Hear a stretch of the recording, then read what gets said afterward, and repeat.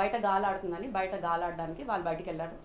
దాని తర్వాత ప్రతి వాడు almost north Indian, south Indian అన్ని లోకల్ ప్లేసెస్ నుంచి ఉన్న స్టాఫ్ అంతా ఉన్నారు.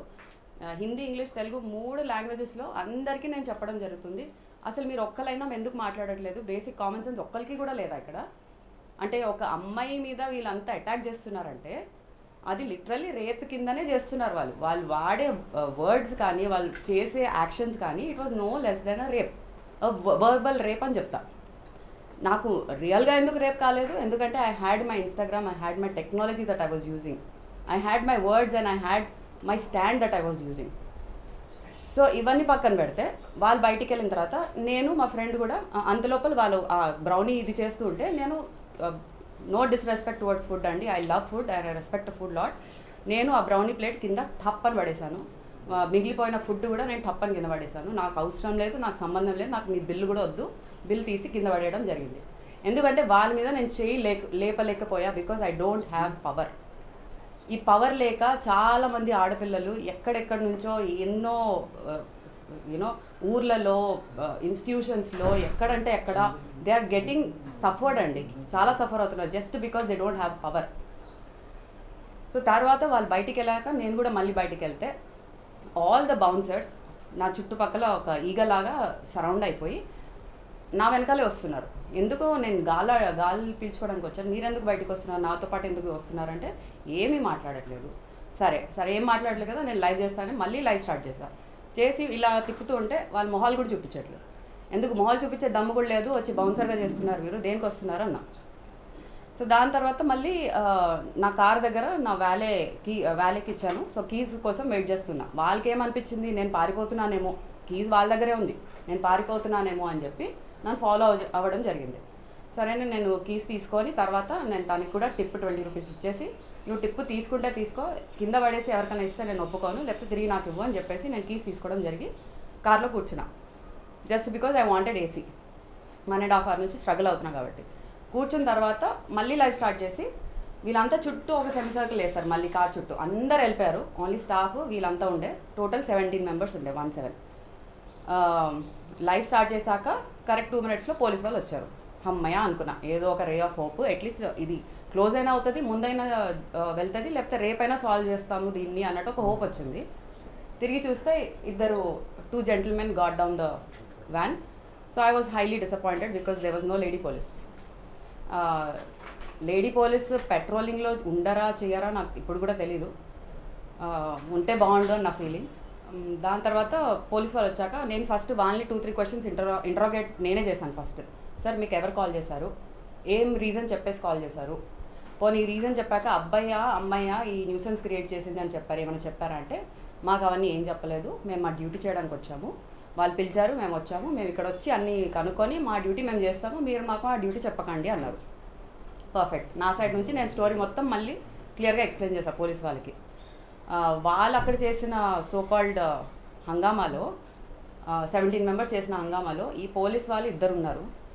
వాళ్ళిద్దరిలో ఇద్దరికి నాకు తెలిసి ఈవెన్ 10% కూడా నేను చెప్పింది ఎక్కలేదు, లేకపోతే ఎక్కించుకోవాలనుకోలేదేమో నాకు తెలీదు. సో నేను లైవ్ చేసి వాళ్ళ వైపు ఫోన్ పెడుతుంటే వాళ్ళు లైవ్ చేసి నా మీద ఫోన్ పెడుతున్నారు. అంటే టెక్నాలజీతో నన్ను అరెస్ట్ చేద్దాం అనుకుంటున్నారా? అంటే నా మీద లైవ్ పెట్టడానికి అర్థం ఏంటి నాకు ఇంకా అర్థం కాలేదు. నేను వాళ్ళ బ్యాడ్జ్, వాళ్ళ నేమ్స్ క్యాప్చర్ చేద్దామని ఫోటోలు తీసుకుంటుంటే బ్యాడ్జ్లు కవర్ చేసుకుంటున్నారు ఇట్లా. అంటే అంత డిస్రెస్పెక్ట్ఫుల్ జాబ్ చేస్తున్నారా మీరు, మీ పేరే దాచుకోయేంత? తర్వాత మొత్తం సినారో చూసి వాళ్ళు అసలు ఎక్కడ నా సైడ్ కూడా తీసుకోమనట్లే, బట్ వాళ్ళు కుక్కల కన్నా దారుణంగా వాళ్ళు అరుస్తూ ఉంటే వాళ్ళని కూడా స్టాప్ చేయట్లేదు. అతను ఎందుకు వచ్చారు పోలీస్ నాకు ఇంకా అర్థం కాలే. అంటే ఒక బేర్ మినిమం 2000 కూడా వసూలు చేయలేకపోయారు పోలీస్, నా దగ్గర నుంచి కాదు, ఇలాంటి ఎక్కడ ఉన్నచైనా వాళ్ళు వసూలు చేయలేరు, ఎందుకంటే వాళ్ళు అమ్ముకుపోయారు. Very clear, they are bigger, literally bigger. ఇప్పుడు ఎవరి చేత బిగ్గే అవన్నీ అదొక పెద్ద కథ, అది వేరేలా మాట్లాడుకుందాం మనం. సో ఇదంతా అయిపోయాక ఆఫ్టర్ అ పాయింట్ చాలా హైట్స్కి రీచ్ అయింది. లిటరల్లీ నా పేరెంట్స్ వరకు వెళ్ళారు, పేరెంట్స్ని తిట్టారు, నన్ను తిట్టారు, నా పెంపకంని తిట్టారు, నేను వేసుకున్న బట్టల్ని తిట్టారు, నేను పబ్కి ఈ టైంకి ఎట్లా వస్తాను, సిగ్గు లేకుండా నేను ఎందుకు వస్తున్నాను, నీకు అంతే డబ్బులు లేదంటే ఇంట్లో కూర్చోను కదా, మూసుకొని కూర్చోవాలి కదా, చిన్న పిల్లవి కదా, నీకేం అర్థం కావట్లేదు కదా, జస్ట్ నోరిచ్చాడు దేవుడు అని చెప్పి నువ్వు ఏదో మాట్లాడుకుంటున్నావు కదా, తప్పు. I will take care of all of this, you don't open your mouth at all, issue నాది, నేను డీల్ చేస్తాను, ఎవ్వరు ముందుకు రావద్దు అని చెప్తూ నేను వాళ్ళకి కూడా I was stopping them. Stop చేస్తుంటే పోలీస్ వాళ్ళైనా పోనీ రియాక్ట్ అవ్వాలా, నా మీద రియాక్ట్ అవుతున్నారు. మేడం మీరు తగ్గితే కానీ వాళ్ళు తగ్గరు. నేను అన్నా నేను తగ్గడానికి నేను ఏం చేస్తున్నా, నా ఫ్రెండ్ని నేను కాపాడుకుంటున్నా, వాళ్ళు కదా తగ్గాలి. మీరు అక్కడ మాట్లాడండి, నా దగ్గర ఎందుకు మాట్లాడుతున్నారు ప్రతిసారి. మాట్లాడి then he said okay madam మీరు చెప్పారు కదా మీరు డిస్కౌంట్తో మీరు పే చేస్తారని, డిస్కౌంట్ అమౌంట్తోనే పే చేయండి, నేను స్కాన్ కార్డ్ తీసుకొస్తా అన్నారు. సరే తీసుకురండి, నేను పే చేయడానికి రెడీ, 2000 కాదు 10,000 కూడా ఇస్తా, బట్ ఐ వాంట్ అపాలజీ. అందరు కాకపోయినా ఒక్క మగాడైనా అపాలజీ ఇస్తే మస్త్ ప్రశాంతంగా పడుకుంటా అని చెప్పాను. ఒక్కరు ముందుకు రాలే. ఓకే దట్స్ ఫైన్, మీరు నాకు అపాలజీ ఇస్తే నేను పేమెంట్ చేస్తాను. లేదు మీరు పేమెంట్ నాకు వద్దు, నువ్వు ఒక పెద్ద బెగ్గర్వి, మీకు అసలు మీరు ఈ ప్రిజంకో రావడమే మాకు పెద్ద కర్స్ అని మీరు ఫీల్ అవుతే, నిజంగా మీరు ఒక బెగ్గర్కో మీరు ఒక ఆర్గనైజేషన్కో మీరు డబ్బులు ఇచ్చారనుకొని వదిలేండి, మర్చిపోండి, ఈ ఎపిసోడే మర్చిపోండి, అవసరం లేదు నాకు మీ తొక్కల అపాలజీ కూడా అవసరం లేదు అని చెప్పాను. ఇప్పుడు వాళ్ళకి నేను కంటిన్యూస్గా చెప్తున్నా, నేను ఇంతసేపు 11 o'clock నుంచి 2:30 వరకు పంచాయతీ నడిచింది. ప్రతి హాఫ్ అన్ అవర్ 15 minutesకి చెప్తున్నా లెట్ మీ లీవ్, నాకు ఇక్కడ ఏం సొల్యూషన్ కనిపించట్లే, నాకు మీ అపాలజీస్ కూడా వద్దు, లెట్ మీ లీవ్. పోలీస్ వాళ్ళని అడుగుతున్నా, మీరు ఒప్పుకున్నారు కదా డిస్కౌంటెడ్ ప్రైస్ నేను ఇస్తానంటే, అది కూడా మీరే చెప్పి మీరే మాట మార్చేసుకున్నారు. సో నేను అపాలజీ లేదు అంటే నేను బిల్ కట్టను, మీరు ఏం చేసుకుంటారో చేసుకోండి. మీరు నా మీద ఎట్లాగో నా ఐడి ప్రూఫ్స్ అన్ని ఫొటోస్ తీసుకున్నారు, నా కార్ నెంబర్ ఫోటో తీసుకొని మర్డర్ థ్రెట్స్ కూడా ఇవ్వడం జరిగింది, ఇంటికి ఫాలో అవుతాం అని చెప్పడం జరిగింది. చూడండి ఇప్పుడు రేపటి నుంచి చూపిస్తా అని కూడా బెదిరించారు. ఏం చేసుకుంటారో చేసుకోండి, నాకు సంబంధం లేదని చెప్పేశారు. మీరు నన్ను ఇక్కడ నుంచి వెళ్ళనిస్తారా? పోనీ ఒక పోలీస్ వాళ్ళు ఇంత న్యూసెన్స్ జరుగుతున్నప్పుడు, ఒక 12 దాటిందంటే ఒక అమ్మాయి తన కోసం తను పోరాడుతున్నప్పుడు ఏం చెప్పాలి? మీరు రేపు వచ్చే పోలీస్ స్టేషన్లో మీ ఇద్దరు పార్టీస్ వచ్చి మాట్లాడండి, ప్రశాంతంగా మనం కాంప్రమైజ్ చేద్దామో సారీలు చెప్పుకుందామో అది తర్వాత పంచాయతీ. రేపు 9 o'clock మీరు అందరు పోలీస్ స్టేషన్కి వస్తే దీన్ని ప్రశాంతంగా డీల్ చేద్దామని చెప్పే హక్కు తనుకుంది. నోరిప్పలే సార్, ఇద్దరికిద్దరు ఇప్పలే. ఓకే ఇదంతా అయిపోయాక ఇంకా నేను బిల్లు పే చేయనని చెప్పేసి మళ్ళీ ఫైనల్గా చెప్పి నేను బయలుదేరుతున్నా. ఇంకా మీరు ఏం చేసుకోండి, మీకు కావాల్సింది కంటెంటే కదా, మీకు కావాల్సింది పబ్లిసిటీ కాంట్రవర్సీయే కదా, చేసుకోండి, ఏం చేసుకుంటారో చేసుకోండి, నాకు కూడా కావాల్సిన కంటెంట్ నాకు దొరికింది. నేను మా చూసే వ్యూవర్స్ అంతా చూశారు, చూడాల్సిన పీపుల్ అంతాకి అటెన్షన్ వచ్చేసింది. మీ ప్రిజం గురించి ఇప్పుడు కాదు, చాలా ఇయర్స్ నుంచి మీరు స్టార్ట్ చేసినప్పుడు చాలా ఇయర్స్ నుంచి చాలా కంప్లైంట్స్ ఉన్నాయి. ఈ పర్టికులర్ ఇష్యూ నేను ఇన్స్టాగ్రామ్లో పెట్టిన తర్వాత నాకు తెలిసి ఒక మినిమం 20 DMs అయినా వచ్చింది నాకు, ఫ్రమ్ డిఫరెంట్ మెన్ ఉమెన్ అందరూ. ఇప్పటి వరకు వాళ్ళకి రీజన్స్ కూడా చెప్పట్లేదు, ఎక్సెప్ట్ 1 person జస్ట్ ఇప్పుడే నాకు ఒక రీజన్ చెప్పడం జరిగింది. వాళ్ళని దారుణంగా కొట్టి తిట్టి డబ్బులు వసూలు చేసి, వాళ్ళు తాగకుండా ఉంటే కూడా తాగున్నారు అని ప్రూవ్ చేసి, ఎన్నో డిఫరెంట్ సినారియోస్లో వాళ్ళందరినీ చాలా బాధ పెట్టించారు.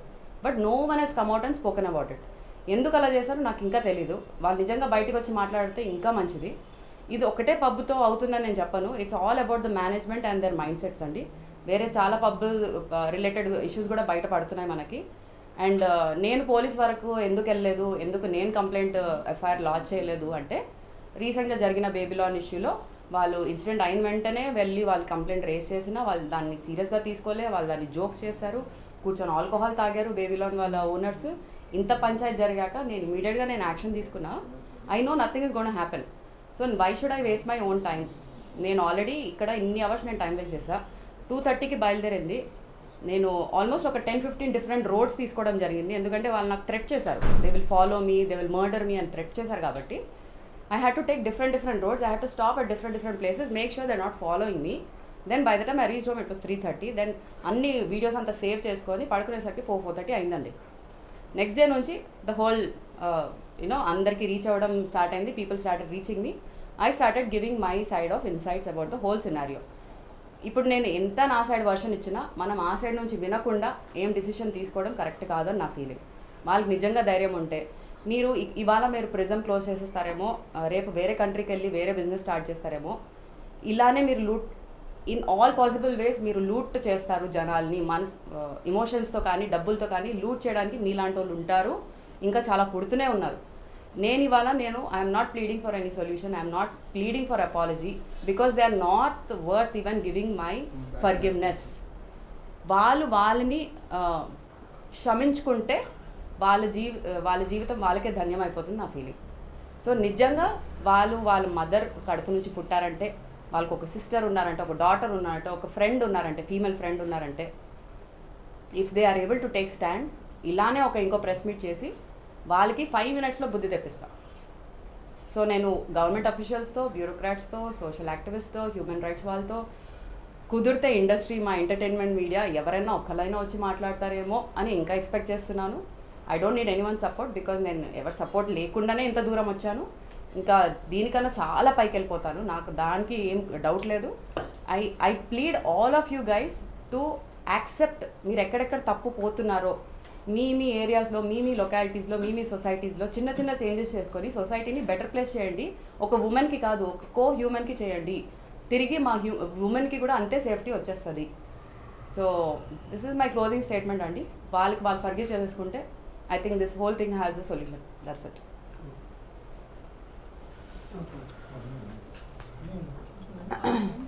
ఆఖరికి నేను బిల్ పే చేయలేదు బాయ్.